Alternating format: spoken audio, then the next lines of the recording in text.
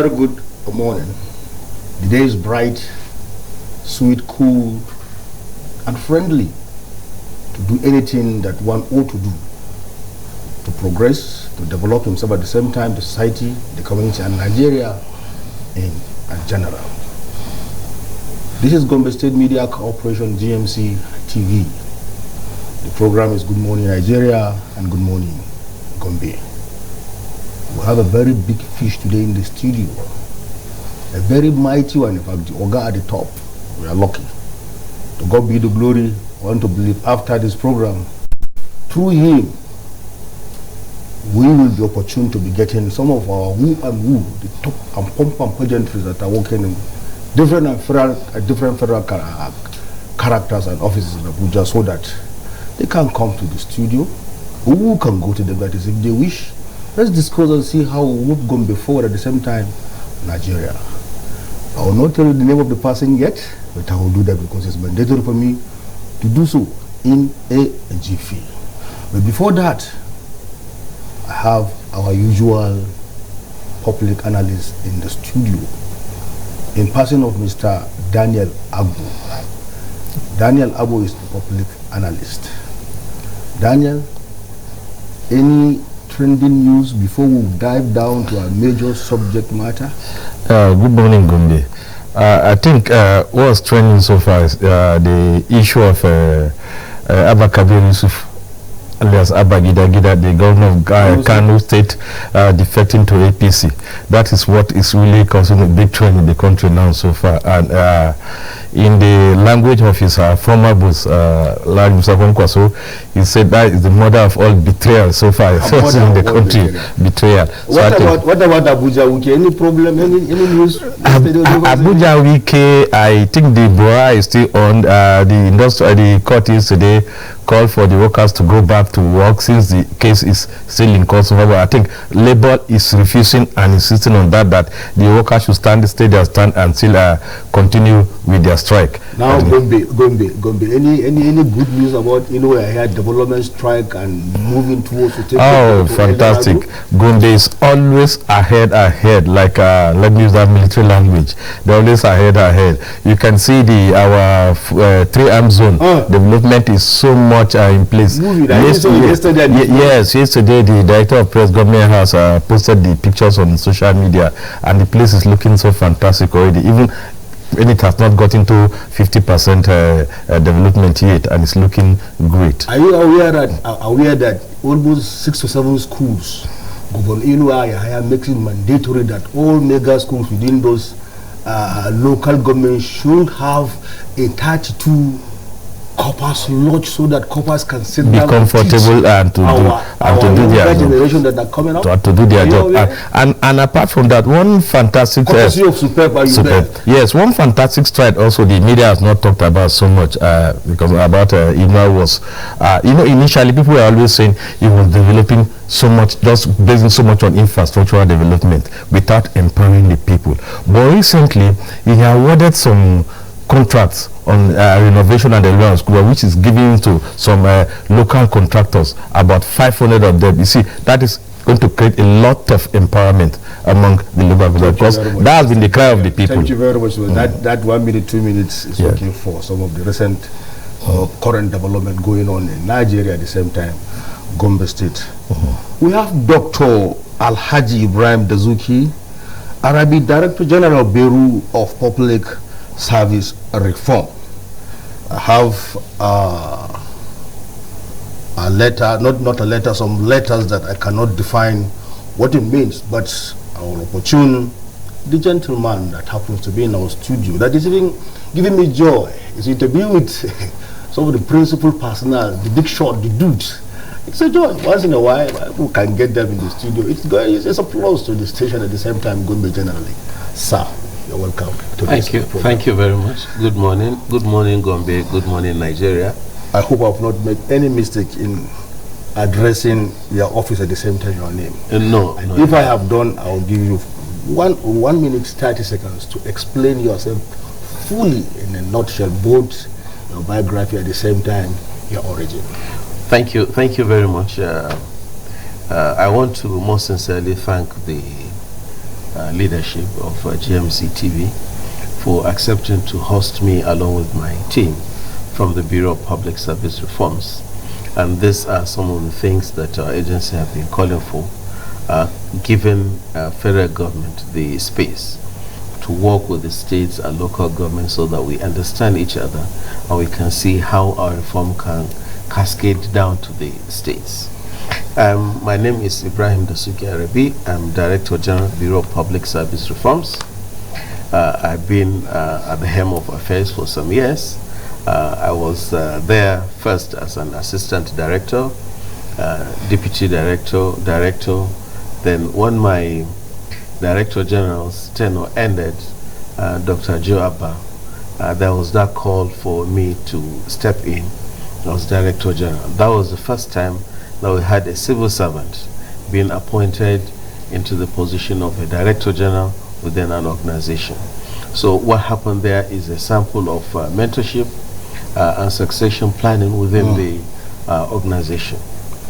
I didn't want to become Director General.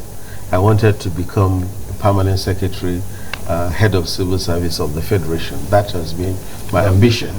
Unfortunately, this call came, and that is what God has planned. Yes. In any case, I'm not regretting this opportunity. I remain very grateful to government and to Nigerians for giving me this space to work as Director General, leading reforms at the federal level. And if I'm given the chance to come again live, I will come in as a reformer and struggle to become Director General of a reform agency like our own. I have attended over 700 seminars and workshops, and I presented over 11,000 papers, seminar workshops in universities within and outside Nigeria, and conferences within and outside Nigeria. And I'm working with quite a number of universities outside Nigeria to either facilitate seminars, workshops, or to present the scorecard on what Nigeria have done in the last 20 years in terms of reforming its public service. The Bureau is located under the Office of the Secretary to the Government of the Federation, and we have two agencies that are managing us, which I may call our Board of Directors. The first one is the National Council on Reforms that is chaired by the President and Commander-in-Chief. The second one is the Steering Committee on Reforms that is chaired by the Secretary to the Government of the Federation, assisted by the Head of Civil Service of the Federation. In a nutshell, this is the Bureau. I always like to soft pedal or discussing who I am. I want history, posterity, and my work to say who I am possibly after I've left office. Thank you. Doctor, you have condensed in a nutshell one or two of the major activities of the Bureau. But can you explain in the simple terms for general public to understand what is that Bureau saddled with to augment and to carry Nigeria along, and what does Nigeria tend to benefit? Well, thank you very much. In simple terms, we are called BPSR. Okay. If we expand, we are called the Bureau of Public Service Reforms. The Bureau was set up in 2004 after the Kuru Declaration. Kuru Declaration was a seminar, workshop organized by His Excellency President Olusegun Obasanjo in National Institute for Policy and Strategic Studies to say, okay, we have come in as a civilian government after many years of military rule.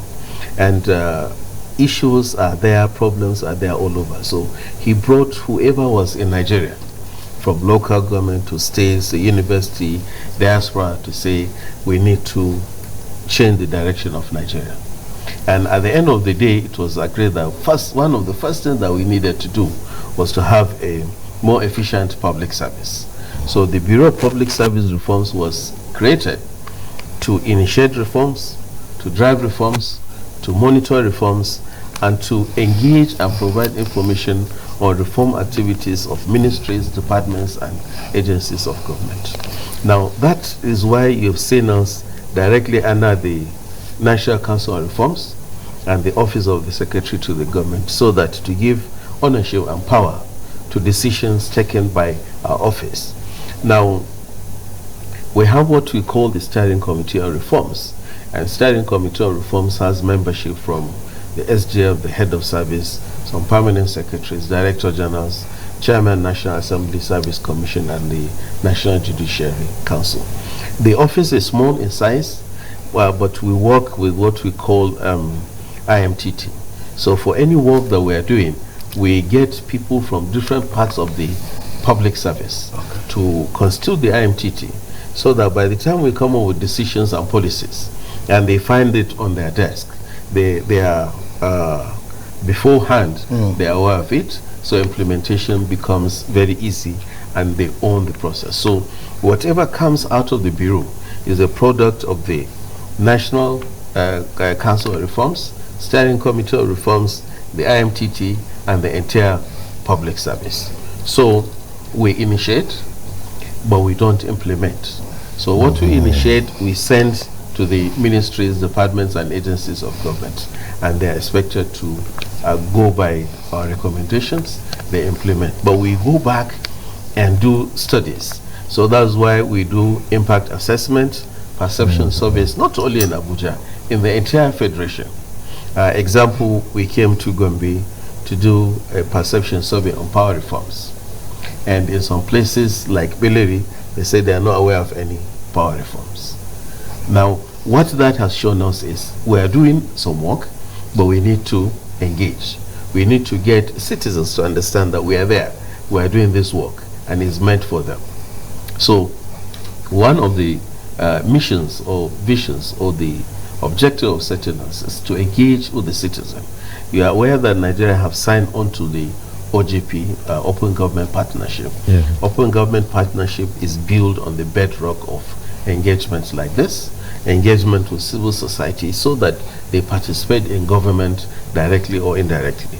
The OGP law also comes with the Freedom of Information law in Nigeria, which makes it mandatory for people like me to proactively provide information on activities of BPSR and activities of ministries, departments, and agencies of government. So what we do again is to make sure that we get ministries, departments, and agencies of government to key into all international commitments of Nigeria, to provide information on what we are doing. So we have what we call something that is related to you.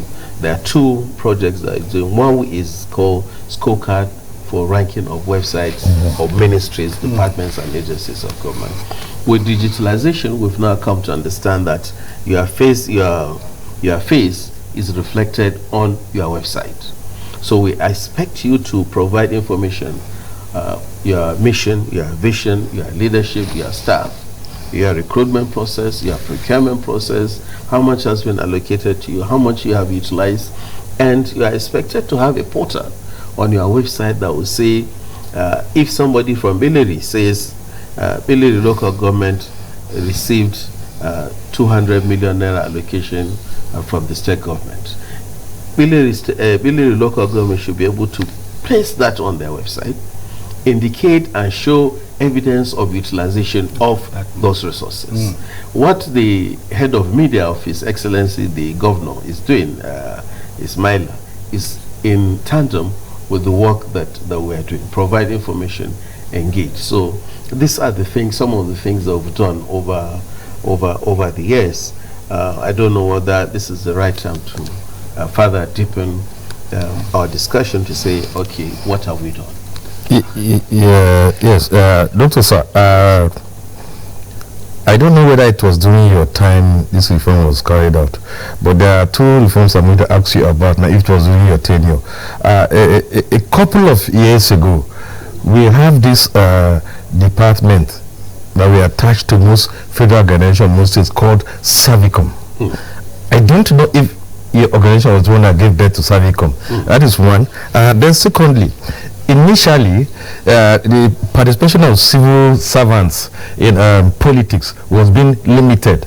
But a couple of years ago, too, again, I saw that they were giving some level of permission to register and be active members of political movements also. Was that part of your reform? Well, thank you very much, my brother. I don't know why Benue people are around me. One of my technical assistants, Mr. Felix, is his brother, and I'm here in my village talking to a Benue man. Now, this is just an indication to say that Nigeria is great, and we should open our hands to work as a team, as a nation. Now, the Kuru Declaration gave birth to Bureau of Public Service Reforms and Savicom. Now, what we do is to conduct research, come up with best reform initiatives to improve efficiency and effectiveness of the public service. Savicom is there to look at service failure, service delivery, and performance. So where Savicom ends its work, we take its report and say, okay, people are coming to work late in Gombe State. That is the report coming from Savicom Gombe State by assumption. And BPSA will say, okay, the best way to do that is to see how we can digitally monitor, clock in and clock out when people come to work. Like we have in Gombe State now. Yes, and like the biometric that you have in Gombe. So we work hand in hand with Savicom. And Savicom in the ministries is supposed to be working under BPSA. Because what we have is every MD was directed by a circular to create or establish Department of Reforms and Service Improvement. And under the department, you have two units, Savicom and Reforms. So these are the things. On politics, I would like your pardon to allow me not to discuss politics. I'm not interested. But the law is clear. If you are a civil servant, you cannot be a politician directly or indirectly. If you are a public servant, like His Excellency, the Governor of Gombe State, is a public servant, he can play his own politics by his position. But in your foundation talk, when we are talking about what brought about Obasanjo establishing, you say it was the public bill was established because it has to carry Nigerians from all sectors of life to come together to forge ahead how the country will go. If you don't allow them participate, you don't allow them be the part of process of leadership in their country, how is that? Do you think that is justifiable? Well, I think let me come on that. You can't play two games with two heads, and you are a human being with one head. If you a public servant or a civil servant is supposed to be apolitical, is supposed to be neutral, is supposed to be objective. If you are allowing them to play politics, they cannot be objective. They are in tune, their interests, where they want to go, that is where they'll push themselves. So they're supposed to just vote? Yes, they are supposed to vote. But if you want to play politics as a civil servant, the law is clear. You step aside, you play politics, and the experience you have. But there is a synergy between the civil service and the public service and the entire populace. And that is why you see in my explanation, in my introduction, I said in the steering committee we have the legislative, the executive, and the judicial arm of government, all working with the Bureau of Public Service Reforms. And you know, politicians are public servants once they are elected. So whatever we do, we work with the National Assembly, the Senate, House of Reps, the governors, the ministers, the commissioners, and even to the local governments and councillors in some states. Sir, we are lucky you are from Gombe State. It seems some of the state bureau are not that functioning based on your earlier assertion of drive reform and other issues that goes along through your point that you made earlier. Yes. Well, I don't know. I wouldn't want to condemn the states, but we have clear instruction and mandates to make sure that the reforms we introduce cascade to the states and local governments. And we are happy to inform our audience and you that we have some 4 states that have bureaus of public service reforms. 4? Yeah. Out of 36? Yeah, we have Gombe, we have Kaduna, we have Ogun State, and we have Lagos State. Now, Lagos State, what they have is, they call it the Down Commission. They refuse to call it Bureau of Public Service Reforms. Now, the Down Commission covers public service reforms in Lagos and all the states in Southwest. It was true that we got through to Ogun State, and we are working with other states in the Southwest to establish their own bureaus of public service reforms.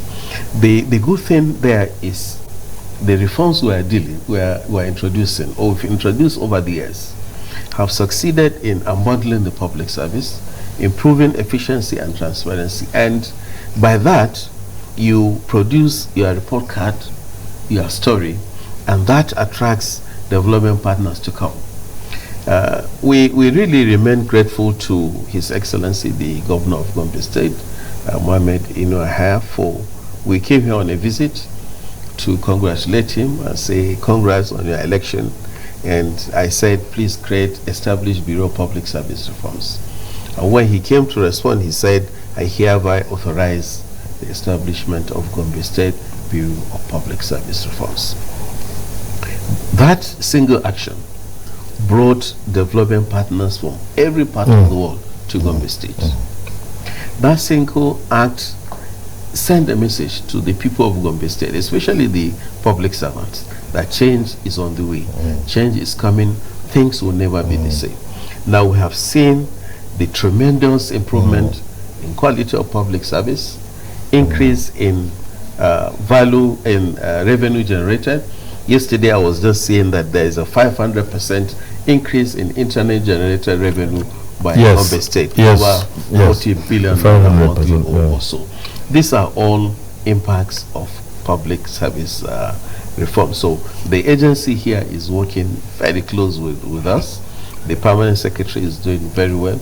We have done quite a lot of work with them, and the state government have introduced quite a number of reforms. And you can see that the PEVEC award was won by them. A number of awards on GovTech technology, adoption, ease of doing business. They are all won by Gombe State, and you see Kaduna, Ogun, and Lagos State. These 4 states. Now, while the states have not created bureaus of public service reforms, we have seen that quite a number of them have adopted some of the things that we have introduced. Now, example is revenue generation. Virtually all the states have reformed their internal revenue agency. They have digitalized the process. They have digitalized their payroll system. Public financial management has been digitalized in almost all the states. So we are telling them not to stay behind. They should follow the example of His Excellency Governor Inuaha of Gombe State, establish the institution. Before BPSR was created, before what we call the 1999 public service reforms, there have been 15 public service reforms before the creation of Nigeria in Nigeria. But if you look for information on those activities, you hardly find them. But from 1999 to date, you go to the website of Bureau of Public Service Reforms in Abuja, you get the information, you visit, not only the information, we'll give you evidence, we'll give you reports, we'll even give you documents that you carry to your library. So there is a central ownership, there is a data and depository authority managing reforms on behalf of Nigeria. And this is what we want the states to institutionalize for continuity and for reference. Now you talk about payroll. Now the issue of this payroll and even salary increment, does it has any link with the bureau? And if it does, you earlier said you are only to suggest and recommend, but you are not in power to implement. Now, do you have room or window to pursue for implementation? Yes. Policies of BPSR, directions given by BPSR become policies based on the circulars issued either by the secretary to the government or the head of civil service of the Federation. Now, when we came on board as the bureau, we looked at the entire public service and said, what are the issues, what do we need to address? The first one was funds to drive government. So that was when we led the Federal Inland Revenue Service reforms. If you remember, those days they became paperless. A lot of changes happened around internal revenue offices. The remitter was introduced. Yes, remitters. The second one was to look at the civil service, and we said it was overbloated. There are some cadre of officers that didn't have to be there because the system is evolving. Public service has DNA just like me and you, and that DNA changes over time. So, example, we said, do we need secretaries in ministries? I am my own secretary. I type my letters. I do my preparations for my presentations. I post letters. I do everything electronically. Why not everybody? And that was why we said, okay, secretary cadre should be cancelled. But then, not to draw people outside, we said, let them go for training. Those that are able to pass, we'll upgrade them. Okay. And quite a number of them have upgraded to become data officers. In fact, the team that we came with, one of the officers driving the process is a secretary that became a data officer, and he's doing excellently well. Now, not only reducing the size of the service, but to say, how do we improve the condition of service?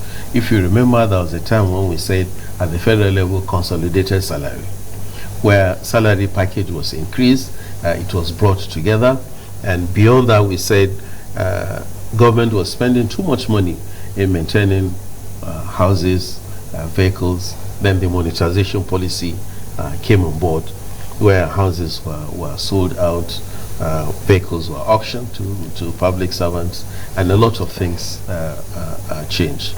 But then, just as I said, the DNA is changing. The reforms that we created or we started have developed over the years, now over 20 years. Now problems are coming up.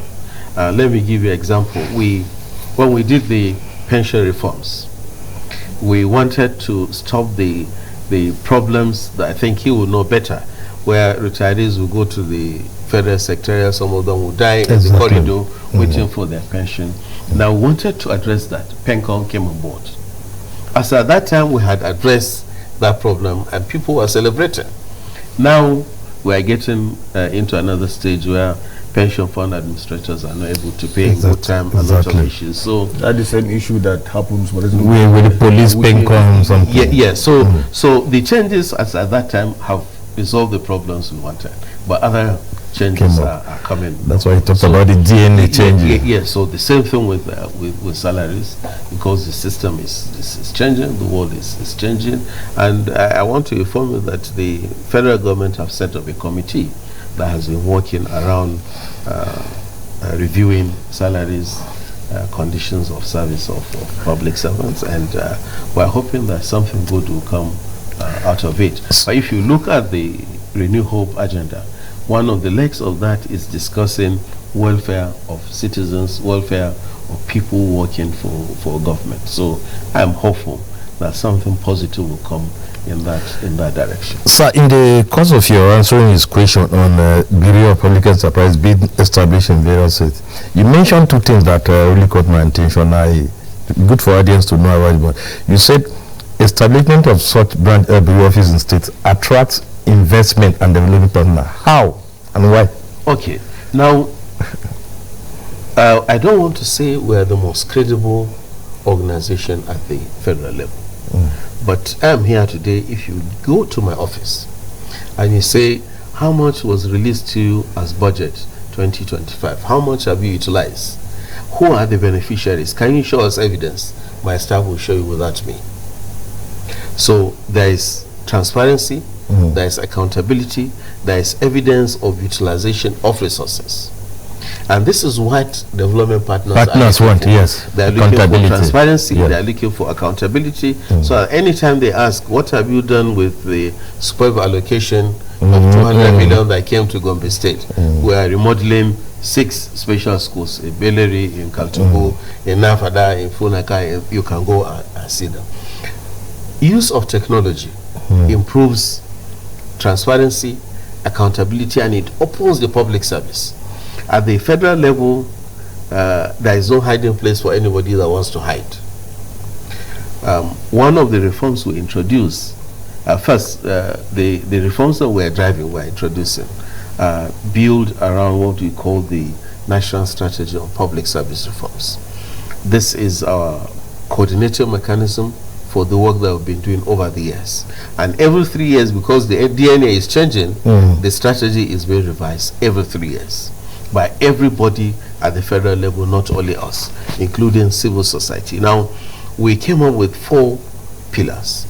Pillar 1 is looking at governance and environment. So I'm very glad when I came in, I saw this place is changing. Governance, and that pillar is looking at how clean your office is. Yes. How friendly is it for your guests, your customers that are coming, but most importantly, how transparent are you? So why do you think the other states are skeptical about establishing their office? Well, I don't know, but some of the governors that spoke to me directly said they don't want to create another expenditure outlet because they think it's expensive. Now, Bureau of Public Service Reforms. Let's pick this guy. Yeah, who's on the line, please? Hello? Speaking, calling from where, please? Maybe it's that. Viewers, don't worry, we will opportunity to talk. By the time we are done with our discussion, we'll definitely give you some minutes. But for now, you can hold it for a while. Transmission director, if you don't mind, take up the numbers. By the time it's 5 minutes to go, we give them the line to communicate with us. That is if they want to do so. Sir, you are making a point. Yes. So, transparency, accountability is the backbone of Pillar 1 of the National Strategy of Public Service Reforms.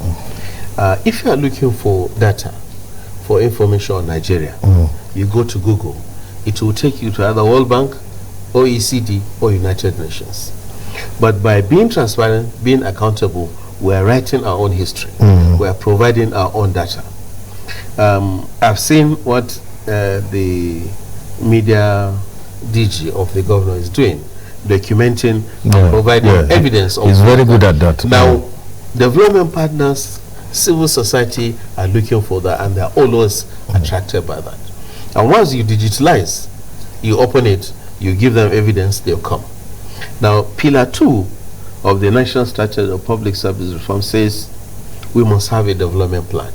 For many years, Nigeria didn't have a development plan. BPSI came and said we must have one. And the recent one just ended up in 2025. And we're glad that based on our workings with Gombe State and our relationship, Gombe State developed its own Gombe State Development Plan. Pillar 3 is looking at public financial management, addressing corruption, improving transparency, and that is where our office created Treasury Single Account, Government Financial Integrated Management Information System, IPPIs, BVN, etc., etc. Before this time, if this man will ask me for my account number, I'll just give him, and he can send anything into my account. Today, he asked me, I will not give him, because if my salary is 200 naira and 2 million comes into my account, through the reforms that we have done, somebody will see it, and he will ask you what has happened. So, Pillar 4, and that get back to the idea of Ghana must go among system. So that list is leading us to cashless policy, paperless policy, etc. Then Pillar 4 has looked at the civil service itself, and that was why we came up with performance management, succession planning, holding people accountable. So when in Gombe State, I hear people saying biometric is causing trouble for them, I smile, because by the time we deepen the adoption of performance management in the states, every individual that works for government will have KPIs, will have standard operating procedure. As an agency, you have target, and your performance will be assessed electronically based on what you have done and the results you have delivered. Just like the organized private sector. Yes, so this is what we have started at the federal level, and we hope the states are going to do that. So gone will be those days that you just sit there in your house and salary will be paid.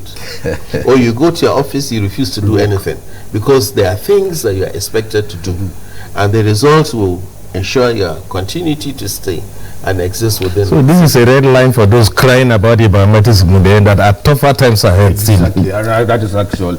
So before we open our line for our viewers, because we have just 10 to 15 minutes to go, so you talk about you talk about the Renew Hope agenda. Now, Gombe particularly, civil servants, businessmen, contractors, and what have you. Likewise, farmers and all sectors of development that co-opt to move Gombe to where we are now are commending Governor Inuaya. Practically, in fact, even those that can't see, that walk on the street of Kolta usually say, but they walk freely without chaos, no problem. But the major problem is this issue of human capital development. That it is coming, but it is not coming as expected. And like you said, the Renew Hope agenda. And this governance or this particular government on board has just, in fact, the campaign has already started. Now, do we see any hope for the common man, the civil servant, the ordinary, based on those reforms that we have already enumerated? Because that is what the ordinary civil servant, the common man, the peasant farming, those in the village, our local people are waiting to see. Well, the first thing I think I want to say is to commend the governor for the deliberate moves he has made to address issues of education. When you are talking of human capital, you are talking of human resource that drive public service. Public service, not only local government or state, but even at the federal. So the direction he has taken, improving schools, setting up special schools, improving the salaries of teachers and their condition of service, I think is the first grade that we've gone. Secondly, I've seen a lot of improvements coming in the State University and the Lincoln University that is in Akko and other federal institutions that are coming up. But I think we need to do more as a state to have more schools, to have virtually everybody going to school from nursery, primary school, secondary school, and university, so that we develop and produce the manpower that will drive our service. The bad news for us is AI and Internet of Things is coming to give machines the privilege to do some of the work that you are doing. So unless we are able to send our children to school, get them equipped with the modern skills, you have somebody sitting down in India running Gombe State Civil Service. Because there are services that are now outsourced, there are services that are rendered by machines, and some of these machines are not near us. The remote sensor system of working now too from your house. Yes, so getting universities improved, getting our children, our brothers, our sisters to understand the importance of education is very, very important. By extension, those that have graduated that are already in service need to be reskilled and upskilled. Unless you are reskilled and upskilled, you'll not be able to work on this seat in the next 5 years. Yes. Because the changes that are going to unfold in the next 5 years will have us as managers managing more of machines than human beings. But you'll be able to work with the machines if you are retrained and trained. And I've seen that the governor have listened to that, because most of the seminars, the workshops, the conferences that we have brought here, he sends in delegates from Gombe State to attend that. And I have been privileged to participate in the induction programs for commissioners, permanent secretaries, local government chairmen, and quite a number of seminars we've done. And these are all avenues created by government to reskill and upskill. Now, if you have a reskill and upskill public servant that is conscious of why he is where he is, and he has what it takes to deliver, then he doesn't have any option than to provide the best of services. We just spoke with the Director General GMC. I said, we'll be expecting you tomorrow at 9 o'clock. And I said, yes, I'll be here. And these are some of the things that Nigerians and the common man in the state should be expecting. Unfortunately, the state is now becoming the China of Nigeria.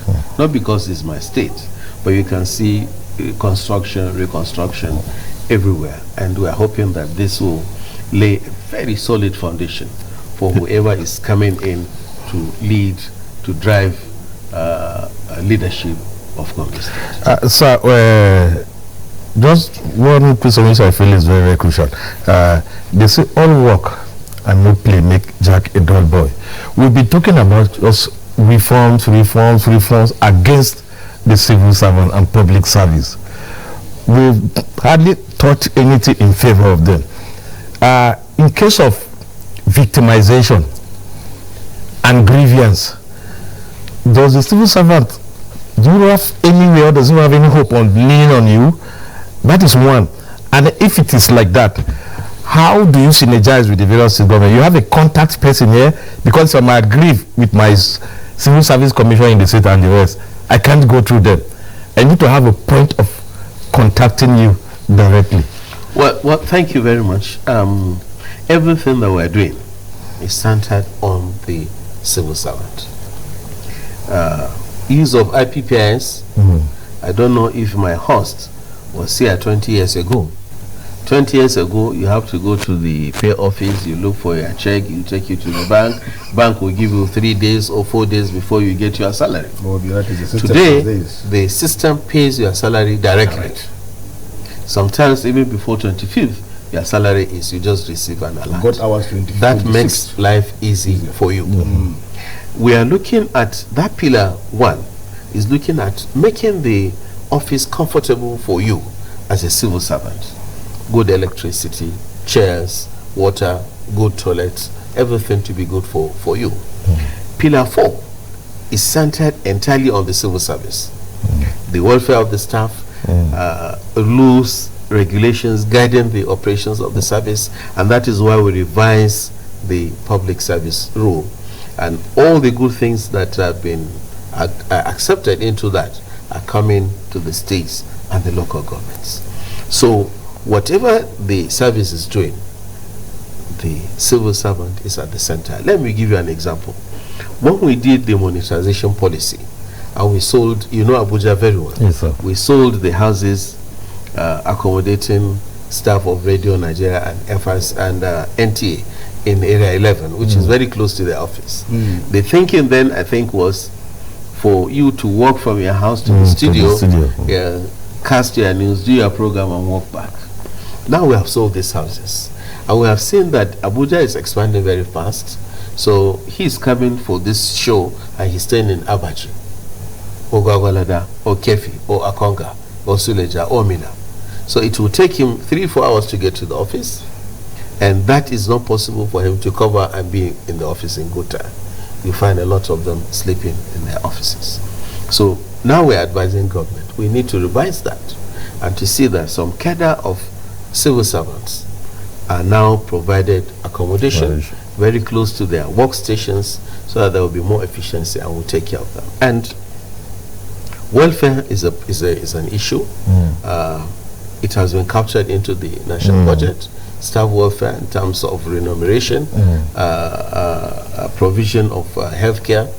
The law and what we are driving says for an agency like this must have a staff clinic where people will be checked regularly, and if there are issues, emergency, before you get out to the teaching hospital, there's a clinic. You didn't touch grievance, and that's one. Now, what is grievance? The system has been crafted in such a way to address all issues that concerns the welfare, employment, promotion of public servants. But we are aware of problems that come up either because of victimization, selfishness, either by the complainant or staff representing government. We have the Public Complaints Commission at the federal level. We have the Code of Conduct Bureau. We have the Federal Civil Service Commission. We have the Office of Head of Civil Service of the Federation. And we have the Office of Secretary to the Government of the Federation. These agencies are set up to manage human capital, to address their problems and challenges. And where those problems include sabotage, marginalization, sectionalism, and all, they will be addressed. The good news is we are going paperless, we are going digital, so the space for marginalization is narrowing in this space. And your KPI determines your work. He's supposed to be a host, supposed to be here at 6 o'clock. And by 7 o'clock, he's not here. What happens? There's a vacuum.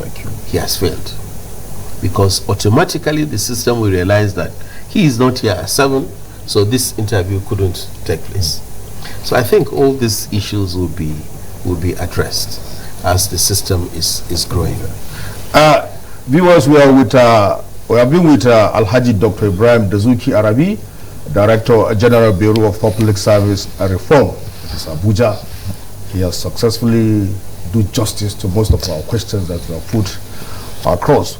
We will right back in the jiffy and we will open our line for viewers that want to contribute and make comments or ask a question. You have just 2, 3, 4 minutes to make that. Stand by. We'll be going for a 1 minute break.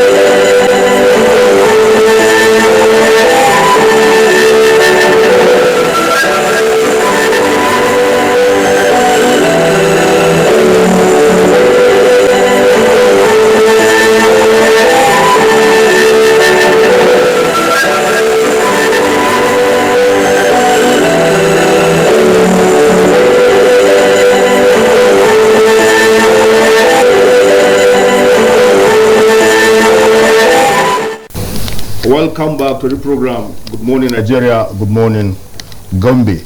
Viewers, very sorry, calls were earlier coming on. We couldn't pick that because we haven't yet exhausted the subject matter we intend the general public to get to know. But this is your time. You can now call us on 08131293760, or you can text us to 080-36787-226. That is if you want to be part of the program. Alhaji Dr. Ibrahim Dazuki Arabi, Director General, Bureau of Public Service Reform, is here to do justice to your contribution or questions or any text you feel like being part of the program. Good morning, Nigeria. Sir, You said you have succeeded in making conferences. You have presented papers of different subject matter, some in Nigeria, some abroad, and in different countries. Now, all those topics,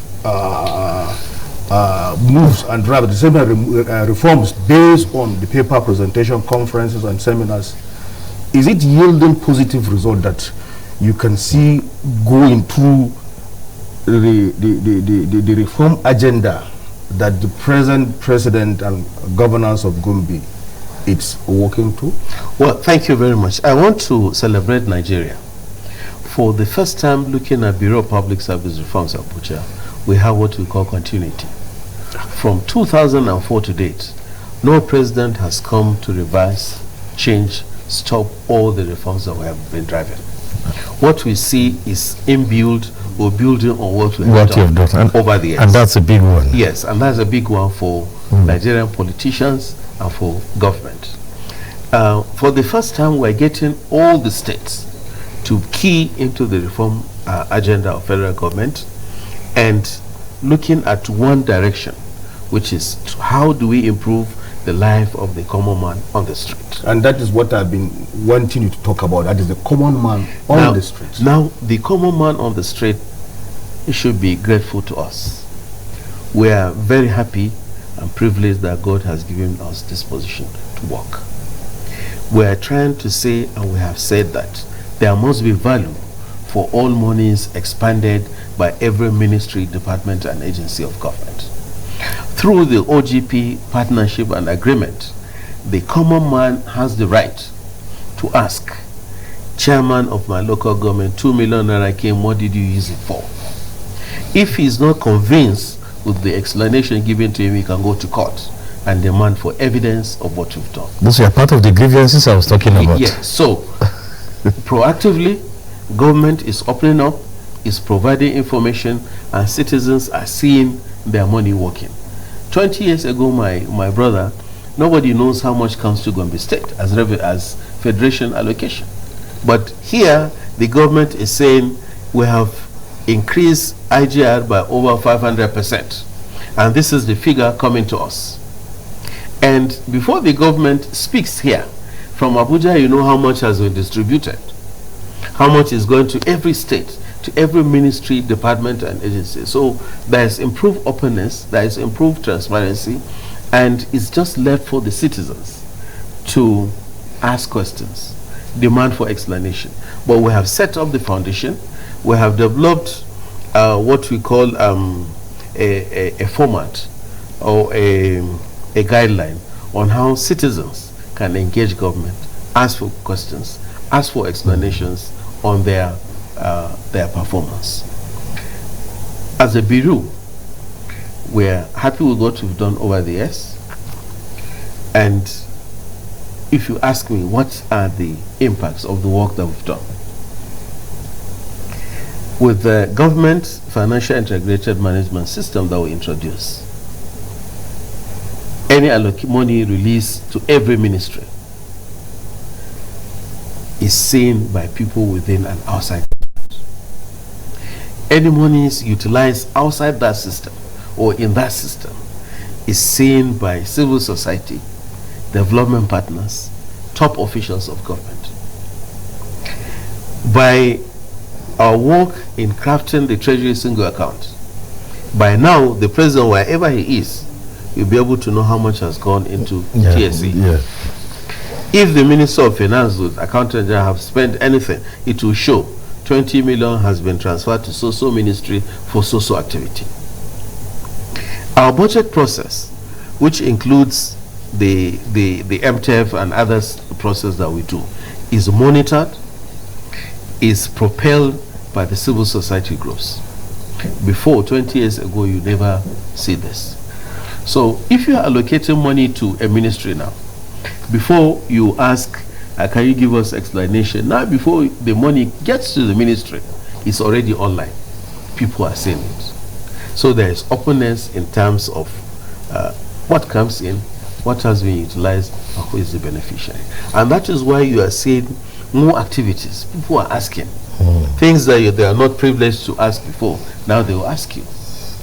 They will ask a governor, Your Excellency, you've been out of your state for 500 days. Where are you? What have you been doing? If he fails to respond, they can take him to court. Will that immediate clause allow the proceeding to commence in the court? Of course, they are taking the government to court, not him.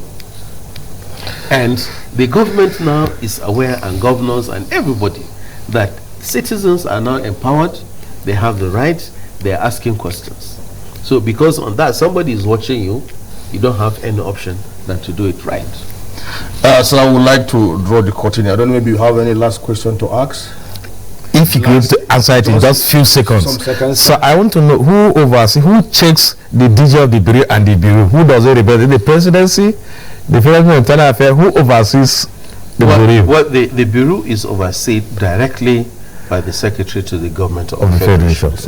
Yes, and the Secretary to the Government of the Federation is supported by the National Council of Reforms, and chaired by His Excellency, the President and Commander-in-Chief. Thank you very much. So this last question, Gombe State, where you happen to be originated from. Yes. You are now the DG, and you were earlier the director, now the DG, and you said your ambition is to be you said so, that his initial ambition was to be a PAMSEC and not the DG. Okay, now what do the people of Gombe State tend to benefit directly from you and your office? That is the people who are only so now that turn of well, the first thing I think that I brought to Gombe State is Bureau of Public Service State, Gombe State. Bureau of Public Service Reforms Gombe State and the government of Gombe State, working on what we have done, have succeeded in reforming Gombe State public service. The reforms in Gombe State public service is seeing increase in internal revenue generated, increase in openness, increase of benefit to citizens of the state. We just discussed the 3-arm zone, which is an output of reforms. We have witnessed an increase in number of ministries, department, agencies in Gombe State using technology. We have seen a lot of improvements and innovations around health sector, management of health officials, hospitals in Gombe State, which is output of the reforms in line with our collaboration with the state. There is an improvement in the budget cycle of the state, which is an output and a pickup from what we have done. The governor comes on air and speaks to the citizens of the state quarterly. Now, this is in tandem with our work on freedom of information and engagement with the citizens. And usually lines we are usually open for him to respond. Yes, to which is in line with the open government partnership that BPSR is driving in the states and federal level. So we have succeeded in getting quite a number of development partners to come and work with the state. Because I'm not bringing them directly, I will not say it is me. But that collaboration has brought a lot of benefits to the state. As an agency of government, we are currently running a Northeast program here in Gombe. And we have brought quite a number of our capacity development programs. In December, we brought all directors of reforms at the federal level to Gombe for a 1-week workshop. And we were able to bring secretaries and heads of admin in local governments in Gombe State to participate in that training. The international conferences and workshops that we've done, we have Gombe State virtually participating in every activity of Bureau of Public Service Reforms, and we can see the impact of what has been done. I'm telling you that we are very proud of Gombe State, not because I'm from here. It is one of the few states that have keyed in directly into all the reforms that we said other states have done. They have done it 100%, and we can feel the impact. One of the things we are saying is there should be a synergy between states, local government, private sector, international community in driving reforms and governance. And you can see that the head of this station, the Director General, is coming from outside the service to come and work with the good ones that are within the service to transform the station. And we can see the wonderful work that is happening around this place. And your reach is beyond what people are saying. So when I was discussing with the other team, I said I watch you on the satellite station wherever I am, and even on radio, I listen to that. That means the reforms are working, the state is changing, things are improving, and I will not give myself that credit. But I know if the governor, His Excellency, I will be around, he will say, Bureau of Public Service Reforms, thank you for introducing reforms and for hand-holding us to do that. And we're always trying as much as we can to make sure that anything new that is coming on board, this state keys into that, and that is really happening. That is very good, sir. You have championed our desire at the same time, the state, through putting us on board, especially in all conferences, meetings, and whatever that you have been holding. Kudos to you. I will pray that God will help you and assist you towards executing and projecting the project towards keeping Gombe at the same time Nigeria at a level where it comes to public service, other sectors of the society that drive to different type of reform that even are yet to be discovered will continue glimmering. Thank you very much, sir. We have been discussing with Alhaji Dr. Ibrahim Dazuki Arabi, that is the Director General Bureau of Public Service Reform. He has successfully answered our questions to the best of his ability. And in fact, we have so much time, he is fully loaded with what we even thought, because we are just babies in that organization. I want to believe the Hausa version of this program will take place after this immediately program winds up. Doctor, thank you very much for your time. Well, thank you very much. I want to thank you most sincerely for hosting us, but by extension, I want to thank His Excellency the Governor, for the wonderful work he has been doing, for bringing a capable man to lead GMC in the person of the Director General, Dr. Ibrahim Issa, for the wonderful work he has been doing, for giving us this space to showcase ourselves and to showcase the reforms that have taken place or are taking place in Gombe State. And I want to thank you most sincerely too for the wonderful questions you've given us and for the comfortable environment you have given us. My closing message is to you, to us, and to everybody is: the citizen is now enlightened, the citizen is empowered, he knows his rights, he is expecting us to change his life. Every public servant has a responsibility to make sure that he executes his mandates the way they're supposed to be executed. And we have a slogan in our office that says, we will not be happy with our work until we are fully convinced that the work we are doing is changing the life of the common man on the street. That's my closing message. Thank you very much, Mr. Dan. Thank you very much for your time. Thank you so much for having me. Good morning, Gombe. Our viewers that stood by us and watched at the program, Good Morning Nigeria, Good Morning Gombe, thank you very much for being part of the program. You can stand by for the Hausa version. My name is Ibrahim Ta.